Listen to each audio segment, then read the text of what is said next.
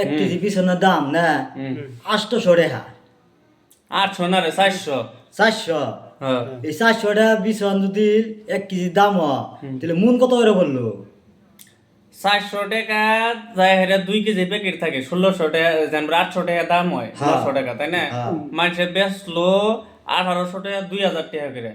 2000 টাকা কেজি হলে 1000 টাকা কেজি, তাহলে 40 কেজি 1 মন, তাহলে 40,000 টাকা মন। 40,000 টাকা মন। হ্যাঁ তাহলে কি 40,000 টাকা। হ্যাঁ, এক মণ ধানের দাম 40,000 টাকা। তাহলে কি সরকারে কি এমনি চোখ দেয় না? সরকারের উড়ামন্দের জায়গা ধানের পিছনে মানে সরকারের চোখ দেয় না যে পাবলিকে যে কর্তা যেতে পাবলিকের দামগুলো আমরা কমসে কম যায় 1500 টাকা মন নেই, এটা তো সরকার চোখ দেয় না। এটা দেয় না। হ্যাঁ, পাবলিকের খালি মারার ধান্দা।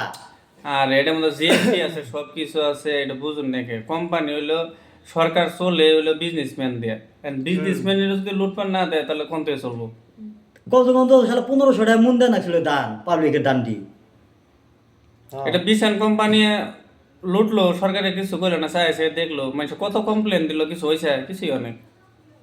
সরকার কমসে কম এমনি এলানি তো ইতনা না ছিল, এই গরিব দুঃখীরাও তো মারি সারি গারে।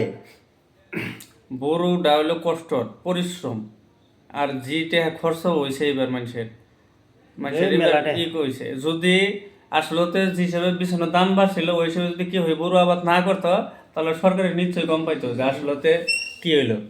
আমরা সবে করি দেখেই সরকারের কোনো যায় আসে না, তার মানে কি দেশের উন্নতি বাড়তে আছে, আমরা কাম করতেই আছি।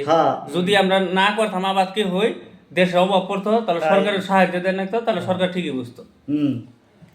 যাকে সরকার এলানি মিজুল এলানি চোখটা দেয় যাতে ধানের পিছনটা যাতে কমায় দেয়, আর পাবলিকের ধানের মুন্ডা যাতে এলা বাড়ায় দেয়, 1200 টাকা মন বা 1500 টাকা মন। আর এখন মানুষের 2000 টাকা 1000 টাকা করে নিয়ে গাইড়ি হেলাইছে না, তথাপি ধানের দামটা তো পাবলিকের ধানের দামটা বাড়ায় দেয়। এখন কি হইলো, আমরা 2000 টাকা কেজি ধান নিয়ে হেরে বা প্যাকেট নিয়ে হেরে কাটছি না, অন্তত ধানের দামটা যাতে 1000 টাকার উপরে থাকে এনি টাইম। হ্যাঁ, তাতে হেরে আঙ্গর 2000 টাকা বিছন কিনে জানবার ঠিক হইলো আর কি।